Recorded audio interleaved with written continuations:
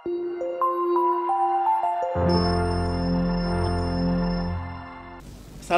warahmatullahi wabarakatuh. Waalaikumsalam. Jumpa lagi bersama saya Arinaran di acara podcast Pertanyaan dan Obrolan Dunia Kesehatan. Ya, kali ini kita akan ngobrolin tentang diet nih, karena kami sudah mendatangkan bintang tamu hari ini yang ngobrol bareng kita, yaitu Ibu Desi Ratnasari, ya, bagian gizi ya Bu ya. Iya, benar. Iya, beliau ini adalah kepala divisi di bagian gizi Rumah Sakit Permata Hati. Oke, tentang ya, kita ngomongin masalah gizinya ini bagi penderita diabetes, karena kan diabetes ini sangat sulit sekali kan memilih makanan. Jadi saya ingin membahas sebenarnya diabetes atau gizinya untuk orang diabetes itu bagaimana sih? Ya, diet diabetes ini ya Bu, langsung aja ya Bu ya. Oke. Diet diabetes ini pada dasarnya itu bagaimana ya Bu?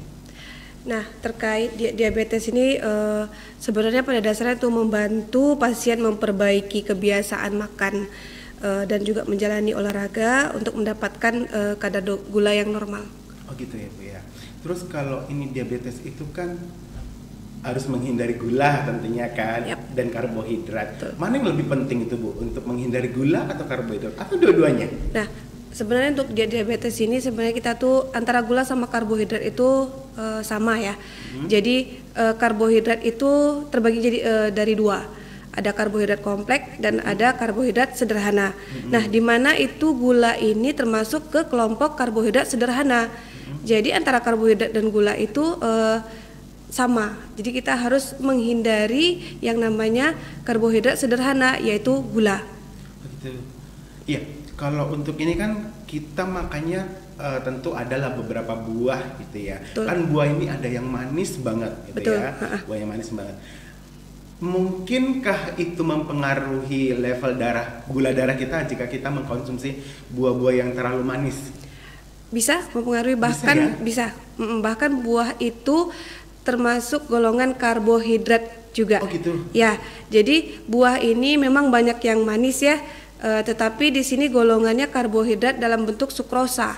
Nah, kita tahu ya buah itu banyak yang manis-manis. Nah, sukrosa ini jika kita bandingkan dengan karbohidrat dalam bentuk nasi, nah itu tuh dia lebih cepat menaikkan karbohidratnya, menaikkan kadar gula itu adalah nasi. Nah, sukrosa ini jika kita dalam bentuk buah, manis di buah itu akan menaikkan kadar gula darah jika kita mengkonsumsinya berlebih. Oh gitu ya Bu ya. Betul. Berarti ada pengaruhnya ke gula darah ya. Sangat berpengaruh. Terus tadi ngomongin nasi nih, nasi putih ini kan kalau saya pernah dengar itu dihindari sih. Sebenarnya seberapa penting sih harus dihindari nasi atau hanya dikurangin aja?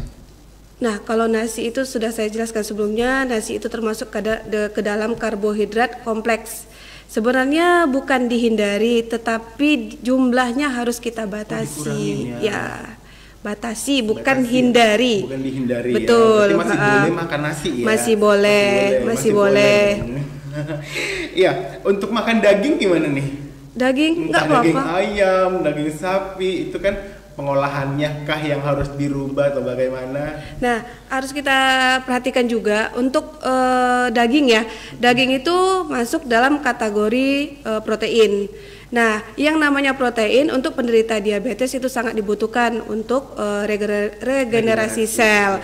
Nah, untuk protein ini yang harus kita perhatikan adalah cara pengolahannya. Nah, di mana cara pengolahan protein ini tidak boleh mengandung unsur karbohidrat. Apa itu unsur karbohidratnya? Yaitu dalam berupa gula, kecap, dan semua jenis produk-produk yang ada unsur gula atau gula tambahan. Oh, berarti kecap juga betul. Sebenarnya dibatasin ya? Dibatasin. Oh, gitu. Untuk dagingnya boleh, tapi cara pengolahan dalam yang terdapat unsur betul. Oh gitu. Betul. Oke, sebenarnya jadi makanan yang harus benar-benar dihindari untuk penderita gula itu apa saja? Nah, untuk penderita diabetes atau orang penderita gula ya. Nah, makanan yang benar-benar dihindari itu adalah semua jenis makanan yang dalam bentuk karbohidrat sederhana. Apa saja itu? Ada gula pasir, gula merah, gula Jawa ya. Gula Jawa itu kalau kitanya menyebutnya adalah gula aren ya. Nah, kenapa itu benar-benar dihindari? Karena jika kita makan itu di dalam tubuh akan sangat signifikan lebih cepat menaikkan kadar gula darah kita. Nah, jika nih seandainya kita makan nasi, makan nasi ada teh manis. Iya. Ya, atau mungkin kita makan gado-gado. Nah, itu kan ada beberapa unsur gula tuh di dalamnya kan. Nah, di dalam tubuh kita karena gula ini dalam bentuk sederhana, itu akan lebih cepat diserap oleh tubuh kita. Sehingga kadar gula di dalam tubuh itu akan lebih cepat naik.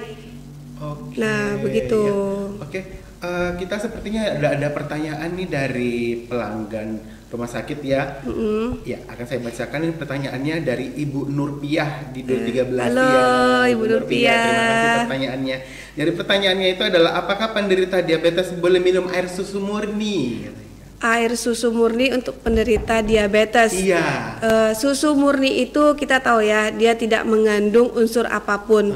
Nah, sejauh itu tidak dilakukan atau adanya pencampuran tambahan unsur-unsur yang lain, tidak apa-apa untuk minum susu murni. Boleh. Boleh ya. Boleh. Bu Nurpiah. Jadi untuk penderita diabetes boleh Bu Nurpiah Boleh. mengkonsumsi air susu murni selama tidak dicampur dengan apapun ya. Betul. Oke. Ya, itu saja Bu untuk Baik. pembahasan kita tentang diabetes ya. Saya Sinar Haribowo mengakhiri perbincangan kita kali ini. Saya akhiri. Wassalamualaikum warahmatullahi wabarakatuh. Waalaikumsalam warahmatullahi wabarakatuh.